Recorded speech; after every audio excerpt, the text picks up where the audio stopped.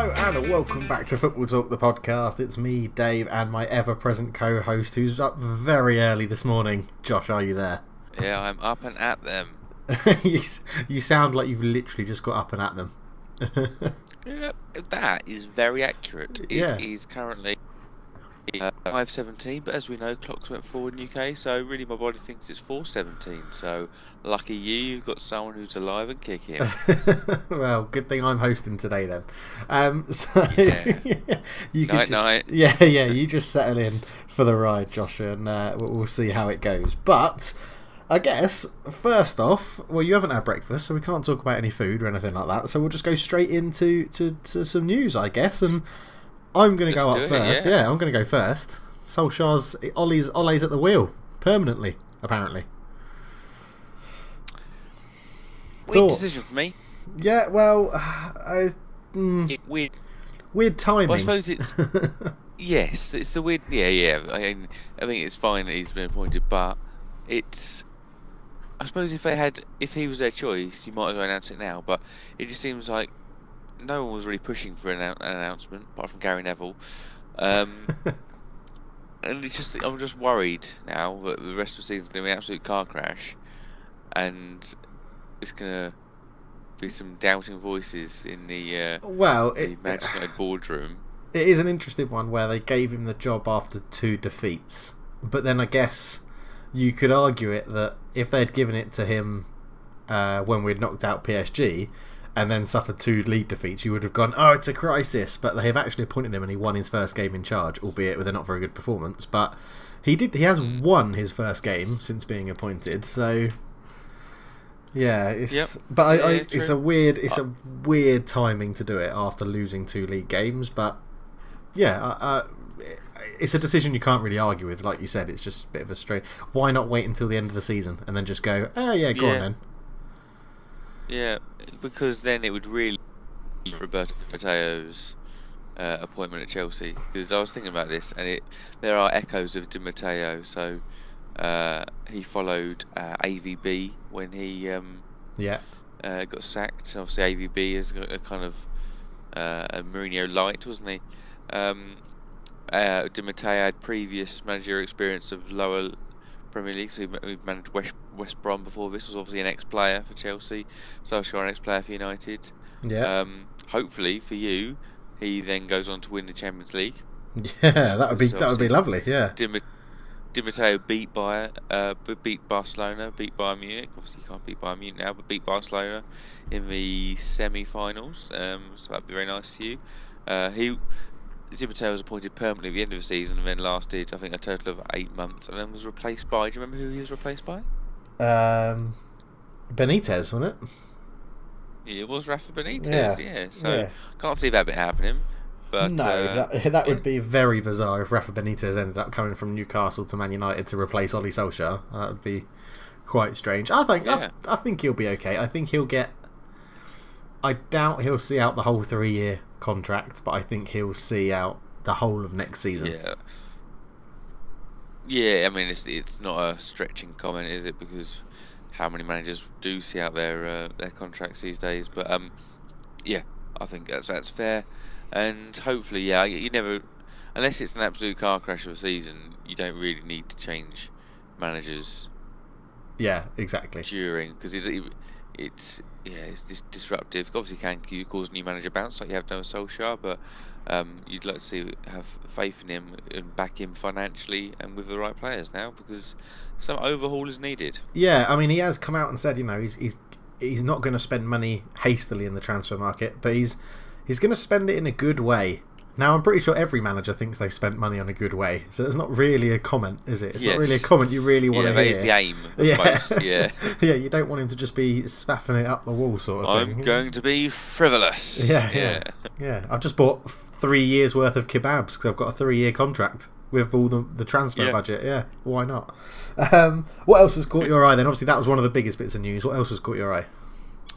Well, a little bit of a precursor to what we're going to talk about later. Obviously, Huddersfield are relegated. Yeah. Bye-bye, Huddersfield. We mentioned a few pods back that they could be relegated within a few games by the end of March, and it's happened. They're only the second team to be relegated before the end of March. Yeah, is it the joint the joint earliest relegation, I think, in Premier League history. I read somewhere. Yeah, I thought must be because the start of the season shifted, because I know Derby got relegated on the 29th of March, and obviously Huddersfield got relegated on the 30th of March. But yeah, I mean, it's no real surprise. They've been punching above their weight since day one. I would say there's a nice mirroring to it. They started their Premier League career, as it were, with a 3-0 win over Palace at Selhurst. Yeah. And ended with a 2-0 loss at Palace at Selhurst. But it was pointed out to me on Twitter yesterday about Patrick Van Aanholt. Have you read this? No, I haven't.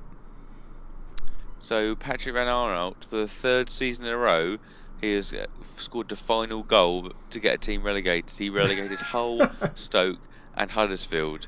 And before that, when he was at Sunderland, he scored a goal to, I can't remember what team it was now, to get someone else relegated. So this man loves getting teams relegated. The Relegator. Yeah, like a the Netflix, executioner. Netflix series coming soon, just about Patrick Van Aanholt. Yeah. Oh, Love if it, there's anything as good as a Punisher, I'll watch it. Okay. But yeah, I mean, what do you reckon you'd feel? Would you feel guilt as a player to do that? Would you not care at all? I think you would. No, I think you would care. I think you can see they care as well, and I think you would care as a player. It's been on the cards for ages, though, isn't it, with Huddersfield this season? So I don't. It must ease it as a player. I think if you did it, so let's say Cardiff and Burnley go to the final day of the season, and Cardiff go down on the last day of the season, that's going to hurt a lot more, in my opinion, than this, because Huddersfield have been pretty terrible all season. When you're the executionist, it's not really executing, because you're almost putting them out of their misery, aren't you? It's almost like the. It's hard to think how a player would feel in this sort of situation, because they haven't invested heavily in the squad. They did well to stay. They surpassed expectations last season by staying up, so they were probably everyone's favourites this season to go down, given the fact they didn't really improve the squad. So. Well, I think maybe Cardiff would have picked up, but they would have been definitely in the top two. Yeah. Yeah. And I think the hope would be that they could do what Burnley did when Burnley got relegated and came straight back up, because they haven't really over-invested. They've kind of banked some money, keep a stable squad, because the player we spoke about was Mr. Moy. Yeah. To maybe move on, but you never know. Some players have much more loyalty than just jump ship straight away. I won't do I don't Jermaine think Defoe when West Ham got relegated. But it's the thing of, I don't know if it's like, because you could say that Aaron Moy is loyal to Huddersfield, but if a team, let's say a mid-table team, like a current Bournemouth or maybe a Watford or an Everton or something, come in for him, that's not. I'd just say that's tough to turn down, not just because you're not loyal, but because it's the opportunity to play back in the Premier League. Yeah, so. It might be the fact that he's not pushing for it, but the club go, this is great money for us. It's a good opportunity for you. It's win-win. Yeah, exactly. So. Yeah, I mean, we'll touch on it later, won't we? Because they got relegated yesterday by losing. So, yeah, we'll touch on it a bit more later. So, but yeah. All right. I had something that I just wanted to bring up. Go on. A couple of episodes ago, I mentioned a guy called Wu Li and how he was the first Chinese guy to move to. Yeah. Yeah. Have you seen what's happened with him? So I read briefly. He scored Deportivo La Coruña's winning goal in a 2-1 win against Real Valladolid in front of an estimated television audience of 25 million people in China. That's impressive, isn't it? That's absolutely ridiculous. He is like, it's just bizarre. It's just crazy. Like, this one guy is having that much influence over football in one country, sort of thing. But it was. They said when not Deportivo, sorry, Espanyol. When Espanyol signed him, they said it was more than just a marketing ploy and things like that. And it, you could argue that it is more than a marketing ploy, because he scored a winner, so he's clearly contributing. Yeah, it's funny. I wonder if clubs, I mean, how many clubs, if all clubs, some clubs, none clubs, monitor players in highly populous countries and go, this guy is a real commercial player. This is much like Heung-min Son is in South Korea. He's like they always call it the David Beckham of South Korea, or David Beckham of insert country here, don't they? And so, if we sign this player, this is is this commercially viable because of his popularity in that country? I wonder if it is kind of looked at in that sense. I think there must be an element to that for shirt sales and sort of thing in there in the country back home, and all of that sort of stuff. Even Football Manager had that built into it, like when you signed a big exported player from basically an Asian country. There, it was like, shirt sales have been boosted in the home country, and this is really helping out for financial reasons. But I like to see, in this sense, it does seem like he sort of turned around and is impressing in Spain as well, rather than just being for shirt sales, which is good. Cause also rather than being a dong. A dong. Yeah, bloody hell, Fangzo dong. I always used to sign him on Football Manager just for the name, really. So just a dong on the screen when he was there. But so I wanted to talk about that. What else have you got? I want to mention Gabby Bonlahor. He has retired this week, and a throwback to the kind of one of the first headless chicken centre forwards. I remember he was absolutely rapid. I think I remember his first game. I remember seeing it on Match of the Day, and the guy just sprinted from player to player, like solely pressing up front. I was gonna say, like in today's football, do you reckon peak Agbonlahor would have really fitted a system for like Liverpool, where he's just got bags of energy, pressuring defenders, like Gagan pressing and things like that? Or do you think he was never that good? He would have been the English version of Divock Origi in their current lineup. Okay. He wouldn't have been replacing Mane, Salah, or Firmino. But yeah, I mean, he scored a fair few goals for Villa. But he was never kind of. He was a player that fitted well in Pro Evo or Football Manager, because he just had lots of pace. He was awesome in Pro Evo. Awesome. Yeah, he was awesome in Pro Evo. But I mean, he was part of a very good Villa side. That Martin O'Neill Villa side obviously had Emil Heskey, Peake Stuart Downing, James Milner, Stilian Petrov, Ashley Young, Carlos Cuella, Brad Friedel. Yeah, it was a decent team, The glory days, well, not quite fully glory days, but the most recent glory days for Villa, where they managed 2 fifth-place finishes in a row. So that is glory if you've ever seen it. What was his international stats like? What did he have? 3 caps and no goals. I've just looked it up, 3 caps and 0 goals. I cannot remember him being in an England shirt. I can remember him wearing an England shirt, but I can't remember who he played against or what he did. Well, obviously nothing. He didn't score, and he probably made 3 sub appearances. But it was I didn't know he did that to you. I was just still a dog on screen. Yeah. I didn't realise he also went out on loan to Watford and Sheffield Wednesday. Is he still a one-man club? Is he still a one-man club because they were only loan transfers? No. Fuck right off. Does that ruin it? Does it? Okay, fair enough. Yeah, absolutely. Much like a goalkeeper's attempted save, that ruins it. Oh, okay. Yeah, it ruins it. He's got. Have you seen his middle name? Gabriel Imutiniane Agbonlahor. Interesting. Oh, you sure you've done that pronunciation justice? Imutinian. No, Imutinian is how it's spelled. Oh, there we go. Imutinian. I'll take that. I'll take that pronunciation. Yeah. But so long, Gabby. Yeah, born the same year as us, and he's already retired from working. How does that make you feel? Oh shit. We've still got another 30 years to go, mate. yeah. Unless something dramatic happens. Either way. Anyway, So from one Aston Villa striker to another, a former Aston Villa striker this is, Dean Saunders. Do you see what Dean Saunders had to say about Callum Hudson-Odoi during the week? He said a load of fucking nonsense. That's what he said. He did. An absolute load of nonsense. Listeners or listener, however many of you are there, he said he's got to stick with Chelsea. Watch the likes of Pedro, Hazard and Willian. Study them and learn from them. Play now and again, then maybe next year go on loan to a Championship or a League One club side and play against men. So Bayern Munich were interested in buying him. He's just made his debut for the England national team, and you think, League One, that'll teach him. That's exactly what he needs. Josh, it's your classic footballer progression line, Yes. Play for Chelsea in the Europa League, make your England debut, have a transfer bid for like 45 million rejected from Bayern Munich, League One. It's the classic. Yeah, absolutely. It's how every footballer should do it. What a twat. Tale as old as time. What an idiot. Yeah, what an idiot. absolute moron. He's saying this genuinely, or is he just saying it to be Well, doing the kind of Piers Morgan type thing, just to wasn't it get himself in the headlines? Yeah, wasn't it on TalkSport that he actually said it? And I mean, I hate TalkSport. I detest it. Yeah, it's a load of rubbish. So I think he actually said it on TalkSport. So it could be, well, for one, he's actually talking on TalkSport, which I'm pretty sure means he's not all with it anyway. And then he said it on TalkSport. So it's sort of like a pinch of salt in it, because that's what TalkSport's about. But he's just a twat for saying it. Absolute moron.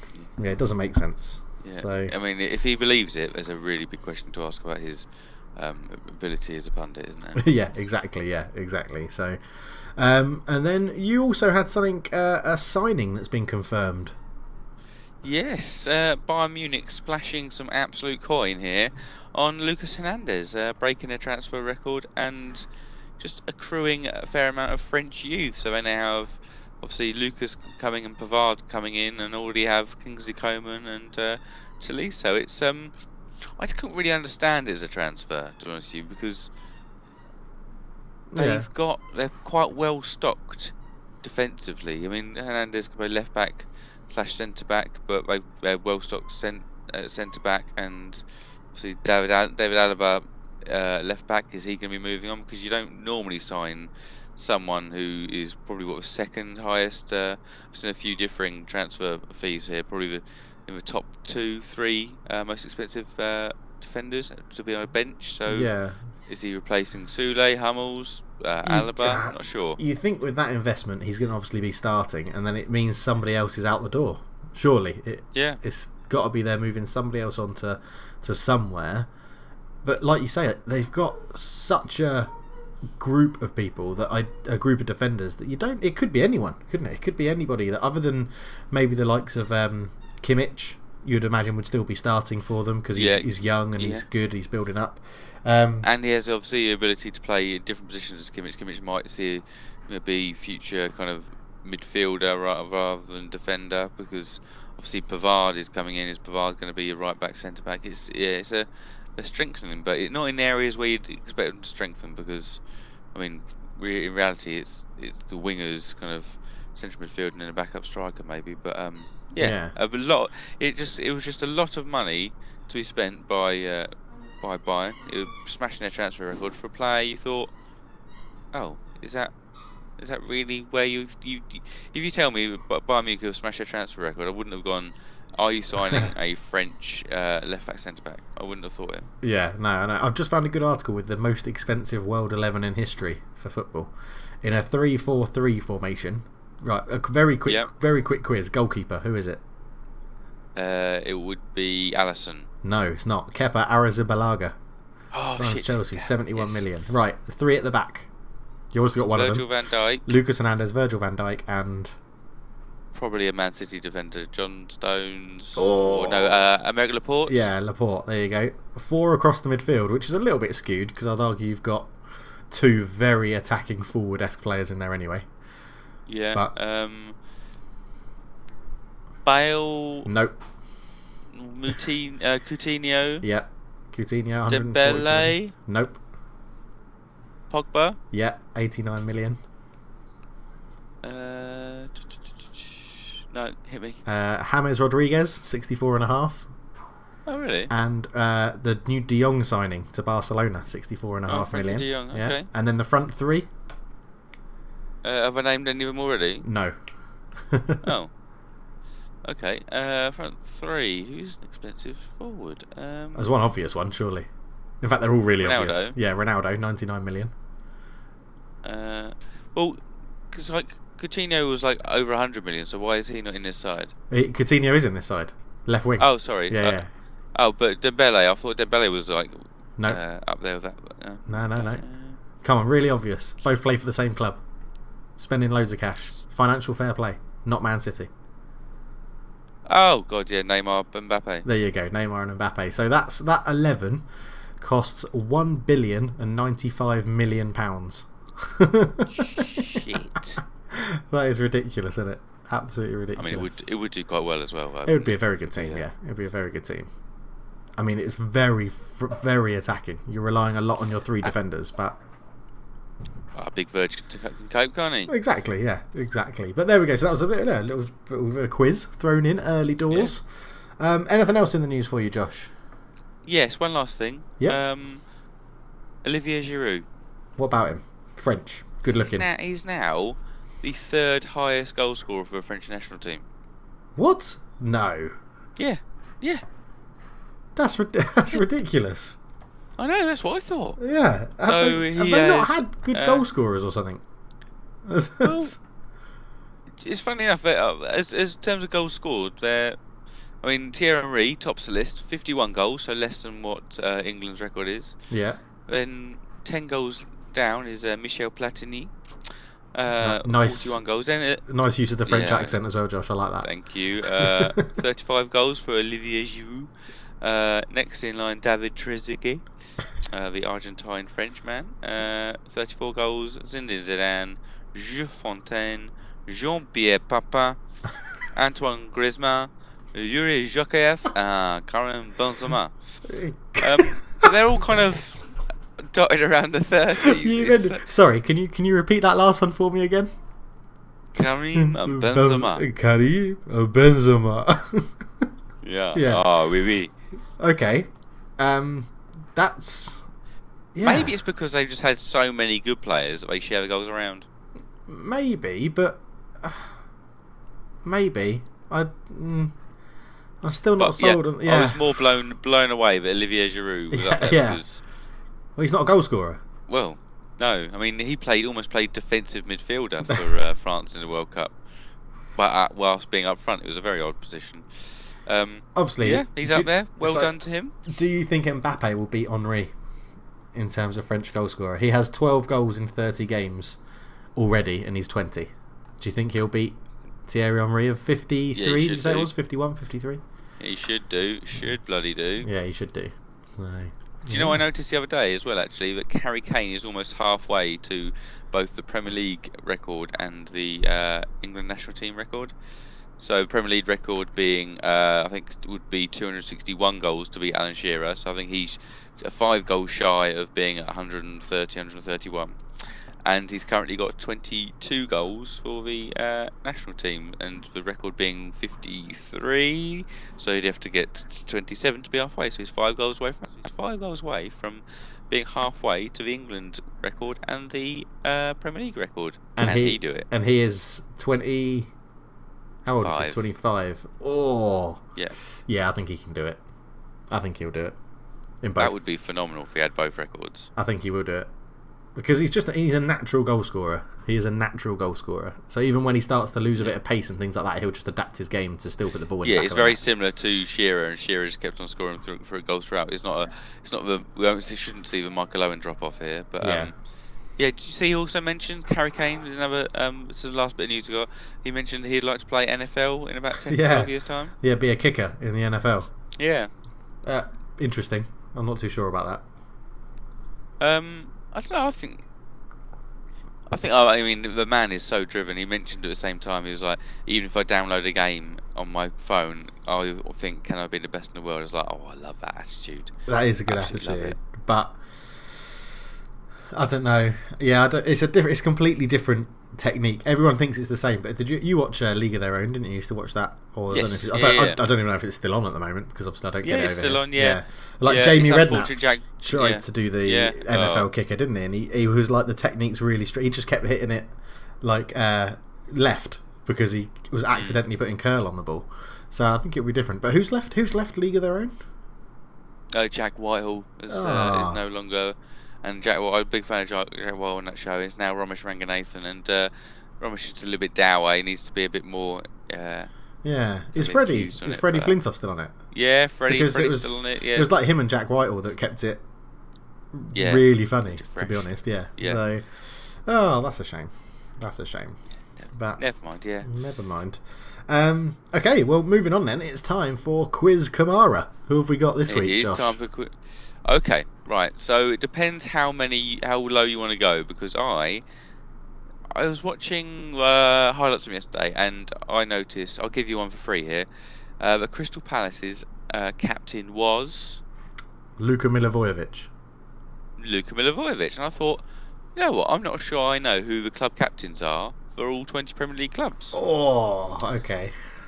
So, obviously, I've got all 20 here. Would you like to go down to all 20, or would you like me to limit it to top 6? No, let's try 20. Let's try 20. I won't get them all. Okay, but we'll see how. Yeah, we'll see how many I get. Right, ones I know of first. Then, Vincent Kompany, Man City. Yes. Obviously, Luka Milivojevic, Crystal Palace.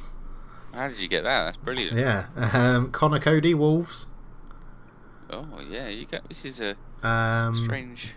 It's one of the centre backs for Brighton. Lewis Dunk. It is. Or is it Dale? No, is it Dale Stevens? No. No. Is it a centre back? No, that's a difficult one for Brighton. He is a right back, I think. Oh, Bruno. Yeah. Club captain Bruno. Bruno Tonioli. Yeah. Wes Morgan for Leicester City. Yes. It's hard because not all club captains are playing at the moment, are they? Mark Noble for West Ham. Yes. Phil Jagielka for Everton. Oh my goodness. Who's Spurs' club captain? Harry Kane. Oh no. Is it? Oh, okay. Hugo Lloris. Yes. Yeah. Jordan Henderson at Liverpool. You know you've not yet named Man United. I know I haven't, and I can't remember. I really can't remember who it is. Club captain, because he doesn't. All right. I don't think he plays for Everton. How many have I got?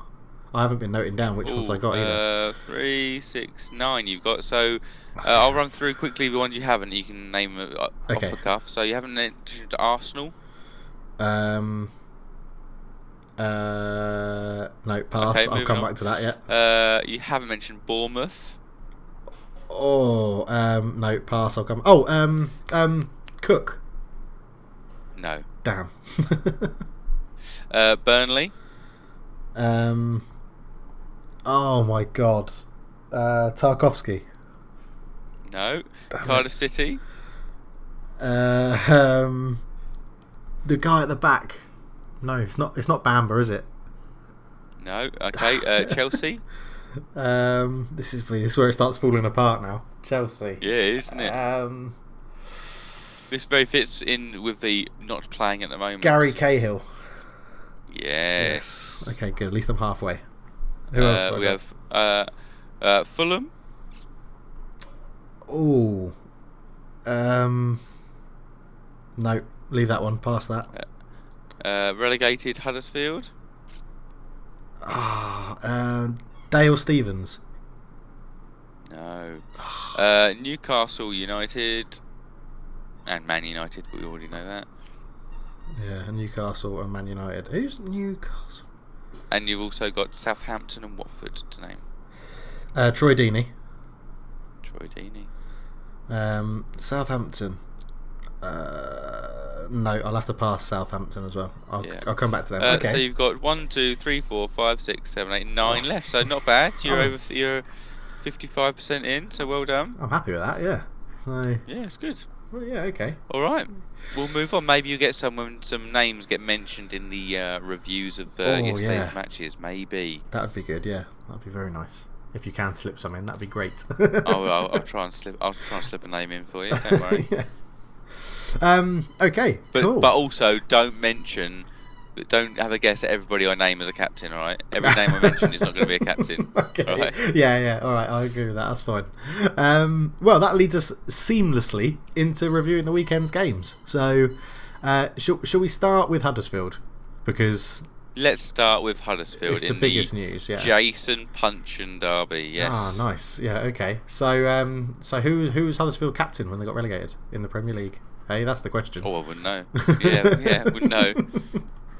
The captain has a name of another former Premier League player who was a bit of a journeyman striker, played for Watford, baby-faced, but I'll leave it there. Oh my God.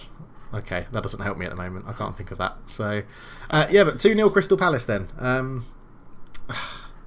It was, like we said, writing was on the wall for Huddersfield. I'm pretty sure they would have wanted to put up a bit more of a fight against Crystal Palace. But I left it till quite late on. It was the near the 80th minute a penalty, and do you know what? I actually found it a little bit hard to watch. The look on the team's face, Huddersfield players' face, when they realised they'd given away that penalty, it was like, oh, they know now. Yeah, they really know now. It was like, this is it. A bit sad. This is it. Yeah, it's done.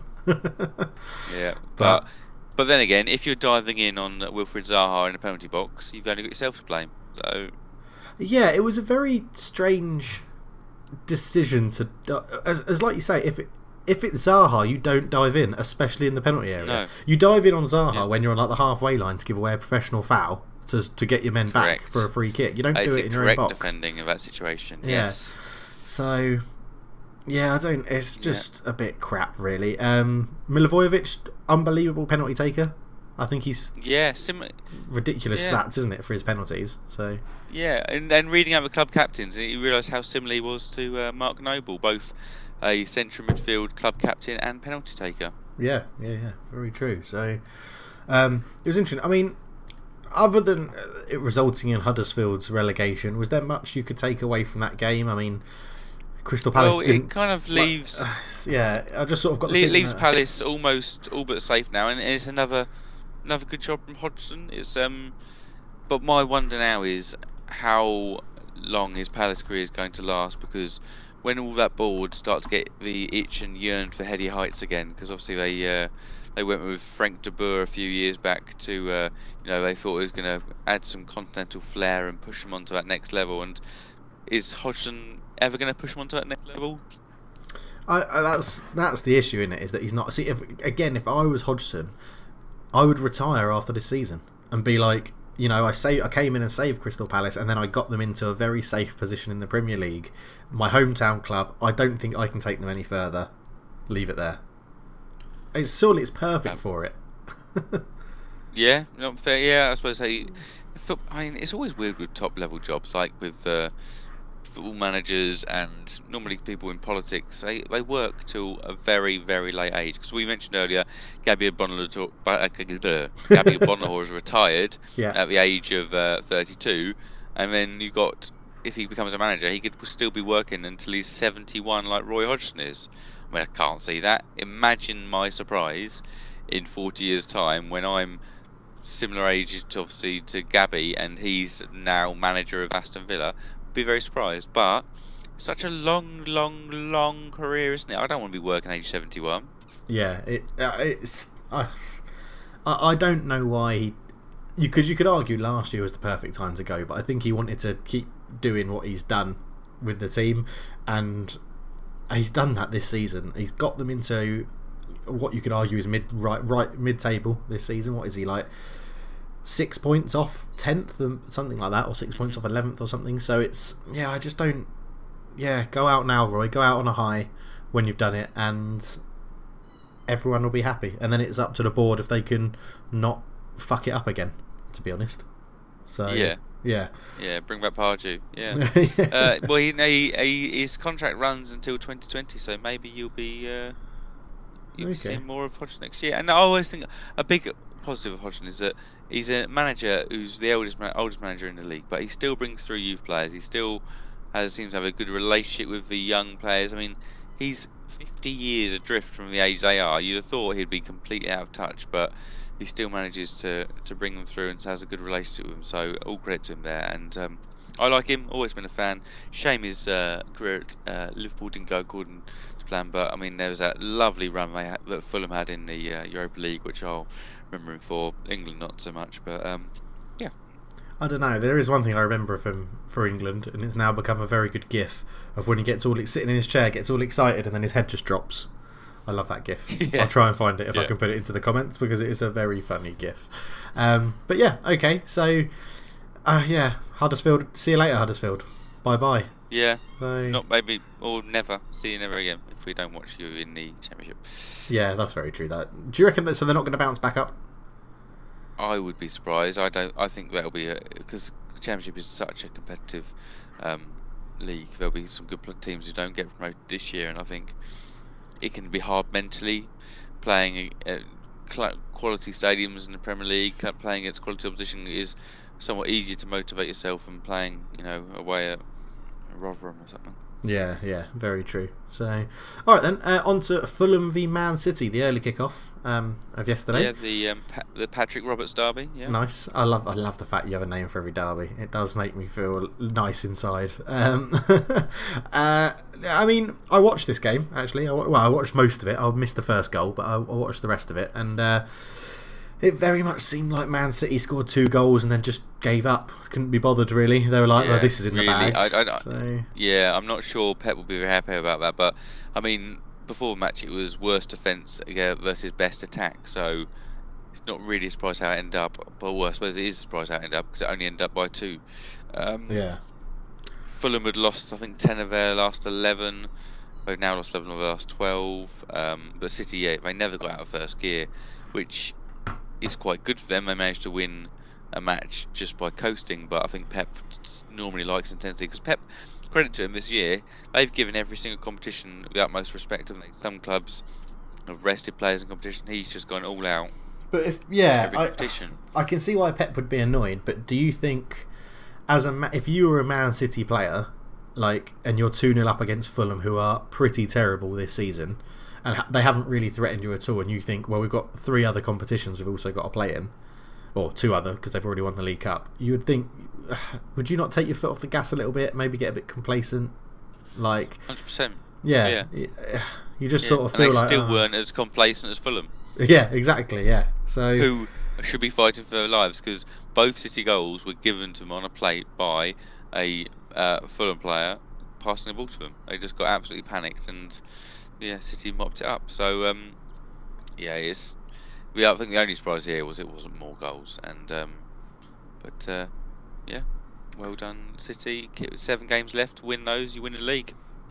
Yeah, I mean, there's still a lot of pressure to go though on both teams, isn't there? Obviously, massive game today, Absolutely. Which you're going to be very interested in. But we'll get onto that at the end. I am definitely. Yeah, I'll tell you where I'm siding with that later on. Okay. So Brighton, Southampton next. Have you got a derby for this one? Yeah. Leon Best. Right. Tick him off. Hoiberg for Southampton. Hey, because it's in the photo on BBC. and he's Captain Starman on. And Yeah. I've got something to mention because I am a big fan of Hoiberg. Real box-to-box player, strong defensively, and finally contributing some goals this year. Previous 2 seasons for Southampton, 0 league goals. Now he's got 4 this year, and I wouldn't be upset if Spurs signed someone like that. He's got a touch of class. I liked him, and I was very surprised when he moved because it was Bayern Munich, I think, wasn't it? They signed him from, and it was a very strange sort of. You don't really go from Bayern Munich to Southampton, but yeah, I agree. I like the look of him. He's very hard working in the middle, good sort of captain material, to be honest. Sort of wants to lead the team by example. It looks like, and that's really good. So very happy with him, and he's Southampton's captain, so that's another one off the quiz. He is Southampton. 8 left. Yeah, 8 left. Yeah. But overall, the game obviously it was good from Højbjerg stepping in and nipping a goal. Good forward driving run from him.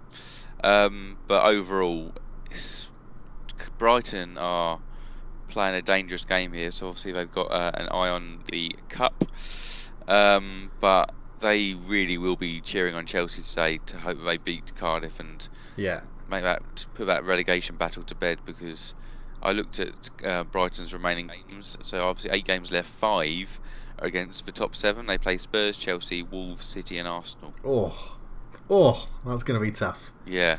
It's going to be tough. Brighton, Southampton, I didn't really have any opinion of it other than our mate Scott supports Southampton, so I like teams that my mates support to do well. But other than that, Southampton winning has really opened up that relegation battle, hasn't it? Oh, they're now level on points. Obviously, albeit played a game more than Brighton. Yeah. Game less than Burnley, but 11 points. So yeah, I think if Cardiff lose today, you're pretty. I'm kind of writing them off, but who knows what happens with Chelsea? Yeah, I don't know, because they've got 2 games in hand on Burnley. Cardiff have points on the board rather than games in hand. Yeah, that's what I like. Yeah, always do that. Unless you're a Spurs fan, and then you don't get either. So yeah, but Cardiff's next game. So they play midweek is against away at Man City. So That's a loss. It's just a shame. It's a shame because they're 2 games after that. I mean, I suppose I can't write them off because they're 2 games after that against Burnley and Brighton. Imagine if both away though. They're both at Turf Moor and Amex. So if they were to win those, then it really cat amongst suspicion. That would be awesome if they did that. I really do. I want the relegation battle to go to the last day of the season. I want top 4. I want title and the last relegation spot to go to the last day of the season. How exciting would that be? It'd be. Oh, absolutely. Because I still my favourite moment of Premier League football was when Aguero scored a last minute. No, it's not. Because that was just last day of the season. I mean, you'd probably agree, Dave. That's probably one of the greatest moments of. No, it's one of the most dramatic moments of the Premier League era. It's not one of the best. No way. Oh. No. Oh, but so it goes to the last day. Who's your choice to lift the title and get relegated? Is it as it currently stands? Would it be City and Cardiff you'd like to see fill those spots? Do you know what? I think City. I don't really want either of them to win the league. Somehow I'd like them both to get disqualified and Tottenham go and win it, or even we're on the same points now, so us go and win it. But Man City probably to lift the title because I don't think I could put up with. Part of me is like I want another name on the trophy because it's always better, but then it's just the Liverpool fans, and there's so many of them here in Singapore that it would be unbearable. Man City, begrudgingly, Man City to win the league. Cardiff are just. I don't like them. I don't like Cardiff. I don't like Neil Warnock, but I sort of really want to see Burnley get relegated just to shut up all the praise that Sean Dyche has got. Like, yeah, it's not fair. It's not a bad shout. Yeah, like I just, I don't think I would mind as long as it's not Southampton because I quite like Southampton and I like Hasselhout, but I don't think I'd be too fussed really. Cardiff, Burnley, or Brighton, any of them to go down. Yeah, as long as it's on the last day and it's entertaining. Okay, so excellent. Yeah, what about you? Man City for sure, and Cardiff, please. Cardiff, okay. All right, you're pretty concise, unlike me. So, yeah. All right then. Talking of Burnley, they did themselves a massive favour by, Connor Cody, club captain for Wolverhampton Wanderers. Yes. Putting him into his own net off the post. that was I mean, that's harsh as an own goal because I know if he wasn't there, it wouldn't be. But it's just kind of like he's trying his hardest. It's not like a poor piece of defending, but he gets labelled as the own goal there in the Stephen Ward derby, in case you're wondering. Oh, excellent! Thank you very much. I always wonder. I always wonder what the derby is. Yeah. So, I mean, again, McNeil impressing. Dwight McNeil getting a second goal. I was thinking about this. So, he's 14 appearances, 7 goal contributions. I think it's 4 and 3 for his goals and assists. It's 19. He's age 19. He's his debut season. And I've realised I'm going to compare him to Ryan Sessegnon. And you could say he's had a much better impact than Ryan Sessegnon. Yeah, both similar foreign clubs struggling with relegation. But this is Dwight McNeil's debut season. Obviously, Ryan Sessegnon had played in although a much changed Fulham side, played in one last year. Had obviously a year of adaptation to league football. Did what Dean Saunders suggests, go and play against men. Yeah. But one's being talked about with multi-million-pound moves to bigger clubs, and one isn't. And they're only 6 months apart in age. Is it? I think it's a fair comparison. I'd say. I think so. Yeah. I mean, is this evidence that not sending people out on loan or to a lower division is actually better? I think this is evidence similar to what we had about Sean Longstaff, is that sometimes needs must, and you just blood that youngster and they can actually surprise you. Yeah. And so like Newcastle were forced into it with central midfield depletion. They played Longstaff and he's just been a revelation. Dwight McNeil, again, this was a tough kind of winter period, and he started playing more games and scored goals and assisted them. And I think it's just sometimes clubs just need to take that chance on a player and they can really surprise you. Yeah, true. Interesting fact for you. Started his youth career at Man United before moving to Burnley. Did he? There you go. Yeah. So, and he's never been out on loan anywhere. He's literally just been at Burnley. So, yeah, good on him. May it continue, because he looks like he could be a talent. Yeah, looks like he could be a bit of a talent. Yeah. Wolves. They are an enigma. Well, not really an enigma. I've solved it. They play better against sides. Worst enigma ever. Let them play football. Yeah. Yeah. Really poorly coded enigma there. Yeah. Yeah, and I think there's a little bit of an eye on the, albeit not in their starting line, but a bit of an eye on the FA Cup. Oh, definitely. And maybe they just don't want to be. They don't want to be in the Europa League, because by far and away they've used the fewest players in the league this season. They've used only 19 players, and maybe they don't want Europa League because it is a drain on resources. And when you've not used many players, you don't want that drain on resources. But if they got the Europa League, wouldn't they just go out and buy loads of squad players? Your Aaron Moyes, your Aaron Moyes, maybe not Sessegnons, but some Fulham scraps and teams that get relegated. Is that always a good thing? It doesn't sound like you thought through your transfer policy with the dedication that would be needed there. But it's I must do some analysis on this. Like a team who gets Europa League football, or maybe I think the only one would be Champions League football for Leicester.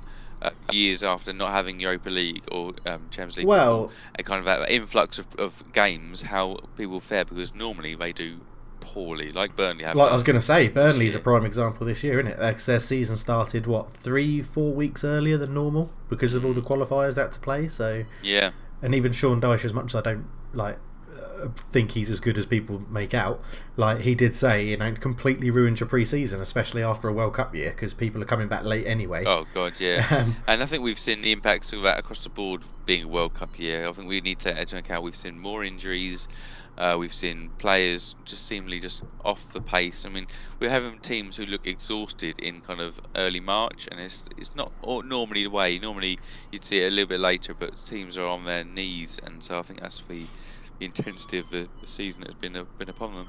Yeah, I definitely agree. But yeah, Burnley doing themselves a very big favour in terms of league points on the board, like you say. Always better to have them on there than not. And then onto a team that looks somewhat revived under Brendan Rodgers. Leicester 2, Bournemouth 0. Jamie Vardy scoring, Wes Morgan scoring. Yes. I mean, Wes Morgan's past it, but yeah, he's scoring. Yeah, in the Max Gradle derby. Wes Morgan. He doesn't know much about this, does he? He doesn't really know what's going on. But he gets, adds that to his list of goals. So Vardy's is a textbook Vardy goal on the last man, just nipping in there quickly.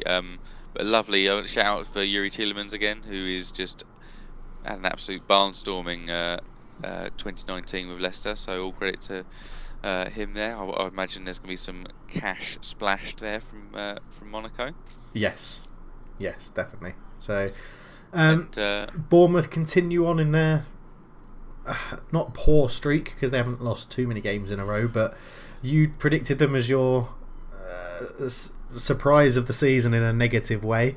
Do you think it's been a negative surprise still, or is it better than you thought? I think if this continues, I mean, they've lost 10 of their last 11 away games. Yeah, which is a bit of a red flag. They're in very poor form overall. I think only Fulham and Huddersfield are in worse form than them. And yeah, I think it's such a weird. You look at the table and you go, well, they should end up kind of the top of that last section, kind of just below mid-table, which is good. But as I've said a few times, it's just the way they've done it. Such stark contrast between the start and the finish of their season. And again, I'll reiterate it. Eddie Howe isn't a fantastic manager. He is. Yeah. I was going to say, because we were just saying in a World Cup year about people that were affected. I don't think Bournemouth had that many people away at a World Cup, did they?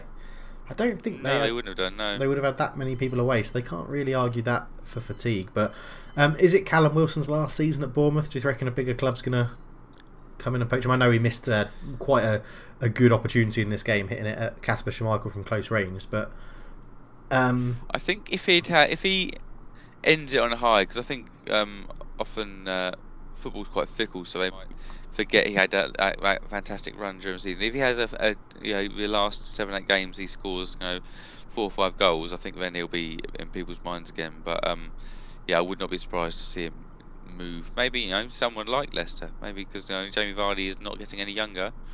Jamie Vardy's got to be kind of 29, 30, and it's a similar player to him, maybe. I think he's older. I think he's older than that because he's retired from international football, hasn't he? Sorry, Jamie Vardy's 32, yeah. Yeah, so 32, and although he's back in 4 goals in 4 games under Brendan Rodgers, just needs an arm around the shoulder, doesn't he? Vardy? He's back in. Yeah. Vardy, I mean, he's got some very decent stats in yesterday it was I saw that Messi has scored 40 goals at least in the last 10 seasons, and then even in the 11th season he scored 38 goals. But obviously Vardy's nowhere near that. But Vardy's been in the Premier League 5 seasons now. Obviously the first season was a relegation battle, so only scored 5 goals, but since then scored 24, 13, 20 and then 13 again so far. So that is very good from a man who before his time at Leicester had conference football under his belt. Playing with men. Has a diet of Red Bull, Vimto, Port, and got WKD or whatever it is. So, that's not even mentioning his food intake, which I imagine is equally shite. But cool. So well done Leicester. Bournemouth, as you say, not in the best of forms away from home.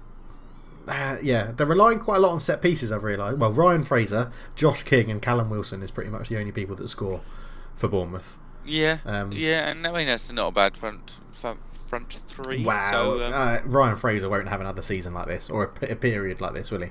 He's just been. I think this is done. I think this is him.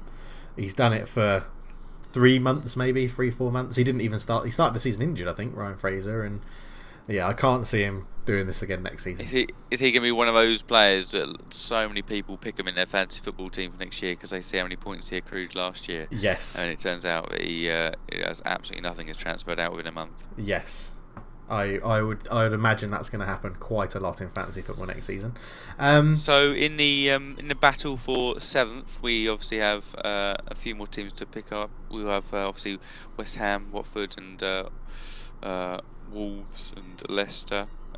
We'll pick at the end of this reviews. We'll pick a team to finish 7th, Dave. So get your thinking cap on. Oh, okay, all right. So that might be a Europa League spot. So who we think's going to get that? So that seamlessly moves us on to Man United v Watford. Man United v Watford, yes, the Tom Cleverley derby. I mean, I sort of touched on it earlier. It's a win with a pretty rubbish performance, to be honest. Watford deserved the draw. I don't think we deserve to win it. I don't think they deserve to win it. A classic counter-attacking goal for Rashford for the first one, and then that was lovely. It was well done, mate. It was a lovely goal, lovely assist from Luke Shaw, and then Martial potentially offside, but sort of bundling home.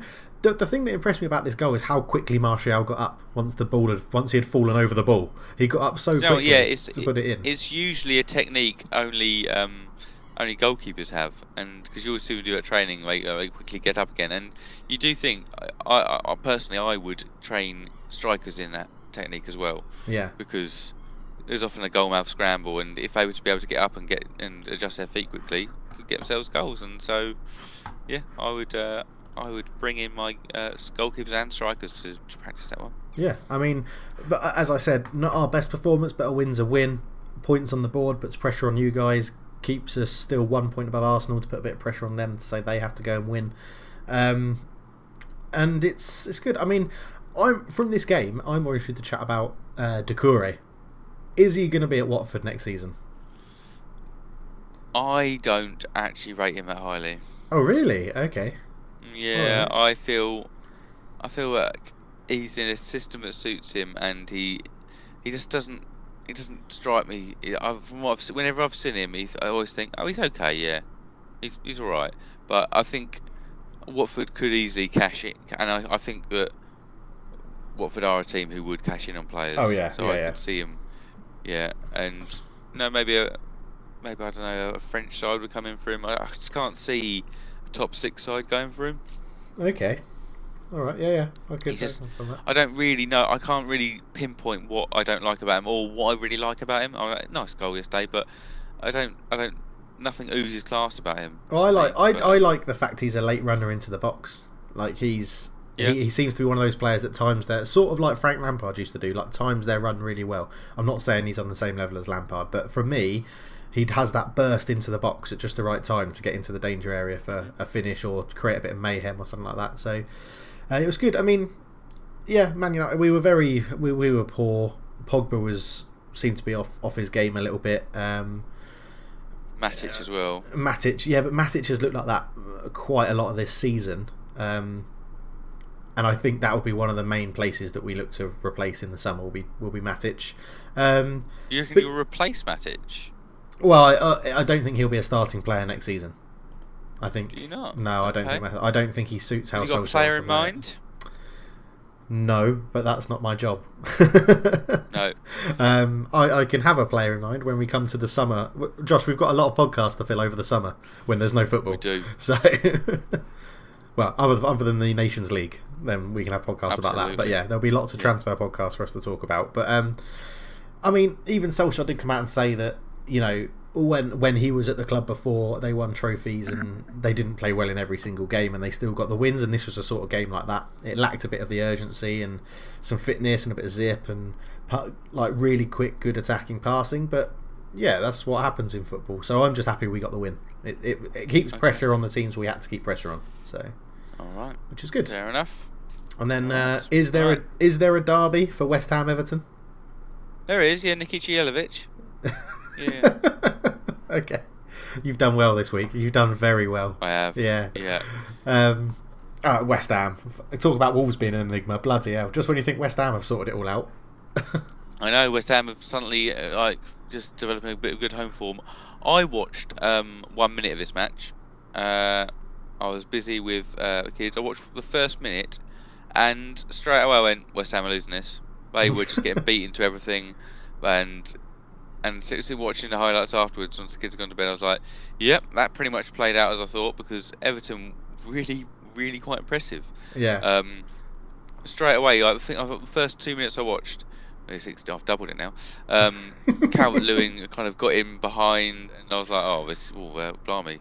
And West Ham seemingly lost every 50-50, couldn't get the ball out of their half, and it was just a disaster, really. Everton, as impressive as West Ham were unimpressive, it was just really quite embarrassing for them. And I mean, we had a situation just before the international break where they were, was it 3 goals down to Huddersfield? I think players, I mean, as the saying goes, are walking around with flip-flops on. It's tough to motivate those West Ham players now, I think. Yeah, I would 100% agree, really, because it just seemed like West Ham we're not getting relegated. Let's go to the beach, sort of thing.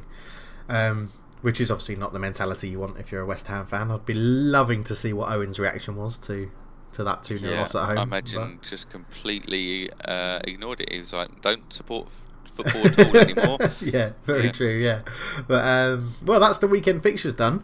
So you know what that means, Josh. You know what time it is? Sing it, Dave. I got a wiki file. Here comes a wiki file. I got a wiki file for you. Hey! Now, I think this is quite an easy one that I've sent you this week. It's me to Josh. So, Josh, say what you see, and if you see it, say it. Okay, so this player started their youth career with Castellon, and they went on to make 16 appearances with them in 1992. That then got them a move to Valencia, but they were in the B side for a couple of years, playing 34 games, scoring 4 goals. So maybe a midfielder. They've gone from Spain and went to Italy. They developed then into the Valencia main team and were a mainstay. 230 appearances and 44 goals, but then they got a move to Lazio. Big money move to Lazio this was, but it wasn't overall a success. He only played 20 games and scored 0 goals, but then had 2. Not many players do this. Not many players when playing for a club have 2 loan deals. One to Barcelona on loan, going back to Spain to see if he can reignite his career. 33 appearances, 4 goals, and then to Middlesbrough, very similar to Barcelona. full of creative flair. 31 appearances, 2 goals, and then lovely mirroring. He then signed on permanent deal for Middlesbrough, and he scored 30. Well, he scored twice in 31 appearances again. So exactly the same as his loan season. Apart from the amount, the it years. was 4 times as long. Yeah. So what he did in 1 loan season, he did in 4 seasons permanent transfer. So this player moved for an alarming amount of money from Valencia to Lazio, didn't he? He did. A huge amount of money at the time. Yeah. It's Gaika Mendieta. It is Mendieta. I thought it might be a bit of an easy one, but I was looking up at some old footballers that I like, and I remember him from his big floppy hair that he used to have, and I was trying to definitely remember his name. I saw a picture of him on the internet, and I found his name and looked at his history, and I was like, imagine it nowadays if someone went on loan from Lazio to Barcelona. You'd be like, what the hell is going on?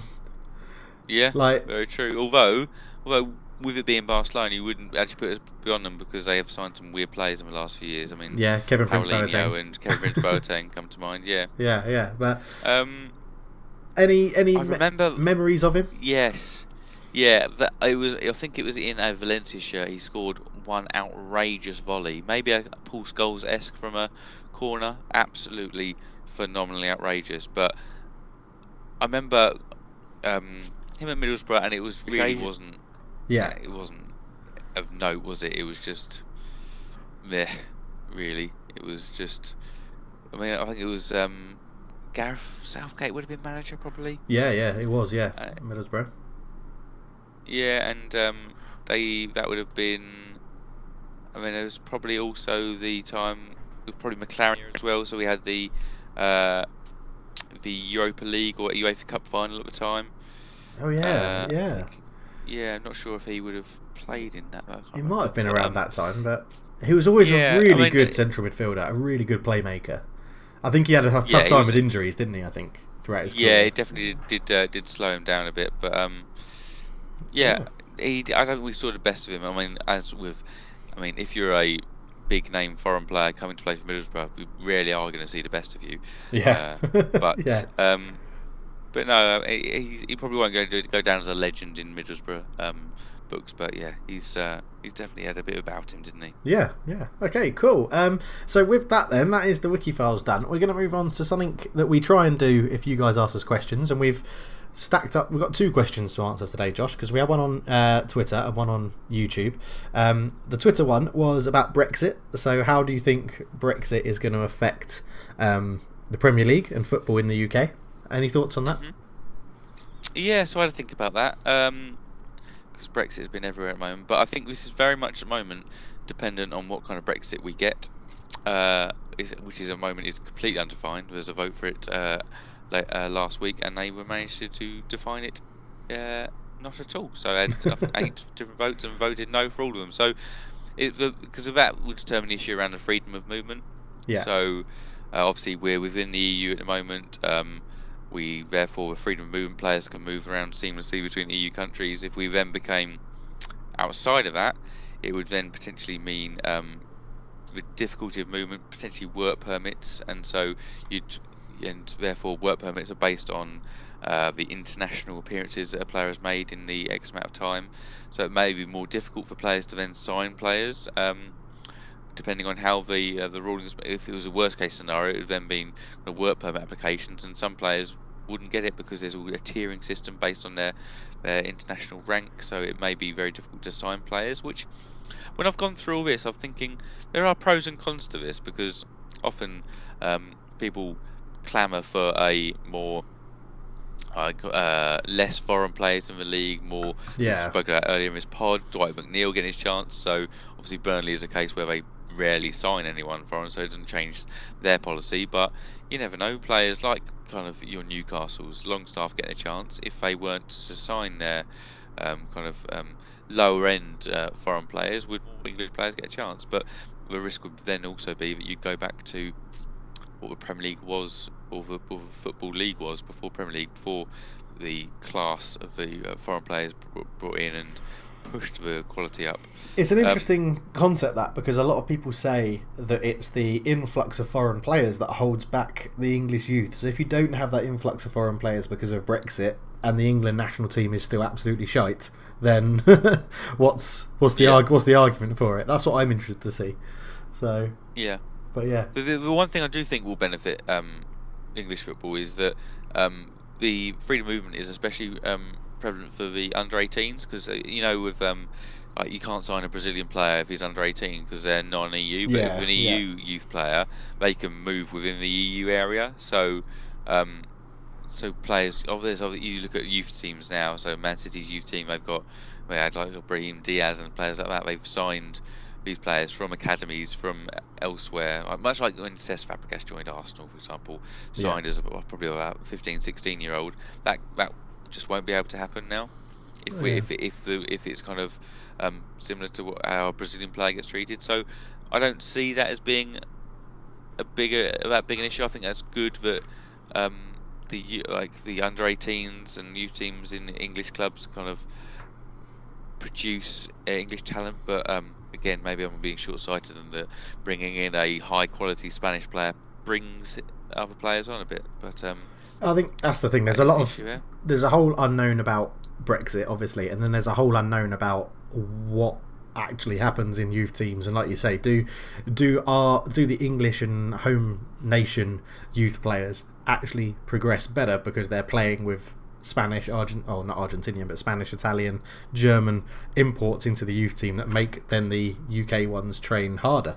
But yeah, you just don't know. There's a lot of unknowns in there. So okay, well, hopefully. But go on, carry on. Well, hold on, I've got some more here. Yeah. Don't worry. Go for it.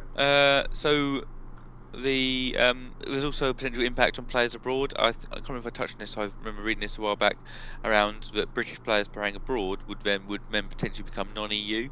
Yeah. So this would be a Gareth Bale issue. So Real Madrid have already filled their non-EU player quota. Players like Vinicius Junior. If he was to then become non-EU, what would happen about registration? Would he be then sold, or would they have to then sell someone non-EU or loan someone out? I don't know. That is an unknown. But the impact we're currently seeing at the moment, which is probably most prevalent, me being an accountant, is something that my company is experiencing. I work for a company who deal with travel, so there's a lot of spend in euros and dollars, and the value of the pound has weakened significantly in the time since Brexit was announced, because the markets don't like uncertainty. Yeah. Because with uncertainty comes volatility.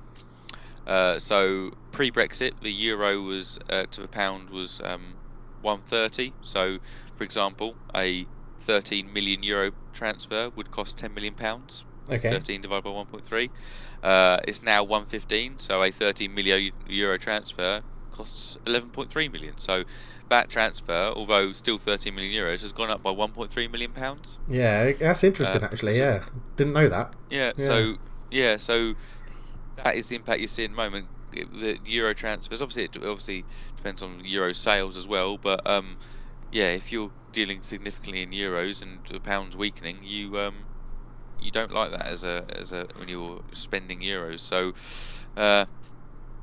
that is where we currently stand with Brexit. Obviously, it's very uncertain around how the rules and regulations are going to be around freedom of movement, but not many positives. You can glean maybe some silver linings, but overall it seems negative, especially on the the fact that, is it an unwelcoming place for players to come? Do foreign players feel that this is a toxic environment, but you're not wanted, and just the overall feel and atmosphere that they may get? Yeah, okay. That's hopefully, Brett, that's answered your question, because that's a very good answer from Josh. And then the second question we had was from Gajo on last week's podcast, saying, really happy with the show, and as it's international break, he wanted a question to be asked about the MLS and the US Soccer Federation, as it's called over there, in his entirety. Do you think it's in a good place, or do you think, like him, it needs serious work to be taken seriously within the larger football community? So we'll start MLS. Obviously, I used to have quite an interest in the MLS when I was back in the UK. I used to watch it a fair bit, and I liked it. It looked like it was on the up. I still think it would never be taken seriously unless there's promotion and relegations, because that seems to be most leagues in the world have promotion and relegations, even down to amateur level. I think in Europe we're lucky with that we've got such a long history of football that there's just so many clubs have developed a structure over time. It is definitely somewhere I think the US football should get to, because I think it makes it so much more entertaining. I mean, we were talking about how the excitement of a relegation battle, a promotion battle, but yeah, it takes a long time to have that whole structure to facilitate that. But I agree, yeah. Yeah, and then the US national team as a whole. I mean, it's been, for want of a better word, pretty embarrassing recently, not qualifying for the World Cup in the last World Cup and losing to, I think it was Honduras, maybe Panama as well, I think, in qualifying as well. So yes, Panama, yeah. What do you think about like the US national team and what can they do? And it's one of those in my mind. It's sort of like Russia. They should be better than they are because of the population they have. But we know. Yeah, no, I remember saying how China will be dominating in years to come because of their population. Yeah. Yeah, but football doesn't work like that because of the natural skill that's needed and the culture within the country to allow people to express themselves in football and things like that. But what do you think the US need to do? How would you change it to try and say, right, this is what we need to do? For the national team? Yeah, for the national team, yeah. I think the national team, there's a few players seem to have always been around the national team, and we spoke about the kind of managerial appointment of, a few months back, and it just seems like there's not that. It seems a bit Scottish in its kind of foresight. It seems like there's a few young players coming through. I think it just needs that development of players. Some players are getting picked in the national team, it looks like, and they must have, I don't know, pictures of people or something like that.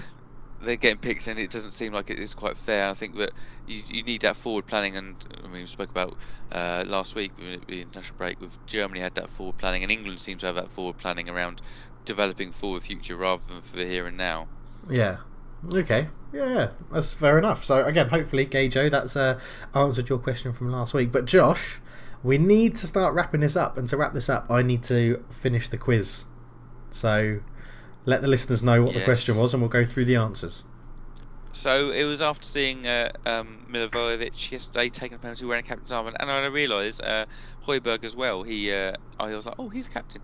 I asked Dave who were the 20 club captains of the 20 Premier League sides, and Dave's gone through, named 12 so far, but outstanding we have Arsenal's club captain, Bournemouth's, Burnley's, Cardiff's, Fulham's, Huddersfield's, Manchester United, Newcastle's. Dave, hit me. So I have question marks, so I'm definitely not going to get all 20 because I don't know Cardiff or Fulham. I haven't even had a guess. Arsenal, I've got two names written down. Petr Cech, but I'm pretty sure he's not the club captain. I think it's Koscielny, but he's been so injured that Cech is taking it on most of the games. Yeah, it is Koscielny, yeah. Okay, Koscielny, good. Bournemouth, the only name I've got is Andrew Sermon. No, it is Simon Francis. Oh, Simon Francis. Is he a right back? Right back, centre back, yeah. Oh, okay. Burnley, I've got Tom Heaton. Correct. Yes. Cardiff, I didn't get it. Who's Cardiff? Sean Morrison. Yeah, I would never have got that. I didn't get Fulham. I was thinking it's the Scottish, I think, central midfielder whose name I can't remember. Yes, Tom Kearney. Tom Kearney. Okay, yeah. So I didn't get that.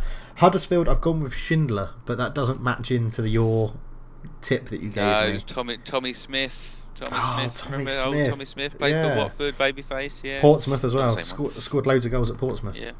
Okay. So I didn't get Schindler because I said Schindler. Newcastle, I've gone with Jamal Lascelles because he's been there for ages as a good centre back. Yeah, good. Man United, I've gone for Ashley Young / Antonio Valencia. It's Antonio Valencia, but when was the last time he actually played a game of football?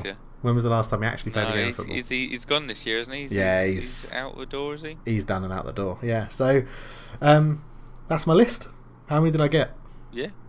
Oh, I don't know. I've just marked them green. Oh, okay. You got 5 wrong. Oh, that's not too bad. I'll take that for captains in the Premier League, yeah. So, excellent. Well, that's a good quiz question, Josh. That's a good level. I like that one. You know, I give you feedback every week on your quizzes, and that's a good level. Yeah. So constructive feedback I like to give. Thank you. But, well, that's it. Though that's the end of the podcast. Thank you so much for listening, everybody. Josh, where can they find us? So, you're obviously hopefully listening to us now on Spotify, our probably our flag now, where you should listen to us, Spotify, and also on YouTube. YouTube is where we started, and it will always be there because it makes it easier for you to see things like the WIKI FILES and other bits that we put up. And you can also find us on Twitter, where we'll have both the links to both of those. At Football Talk is where you'd find us on all of those, but on Twitter, remember, there's no A in football. Exactly. And thank you so much. If you do have any comments or questions, please do leave them in the description or the comment section below on YouTube and on SoundCloud or Spotify. I think you can also do it on Spotify. If not, always just get in touch with us on Twitter, because both of us monitor that quite often, and we're also posting little snippets about GIFs that make us laugh and football news and stuff like that. So thank you very much for watching. But from myself and from Josh, we're out. Cheers.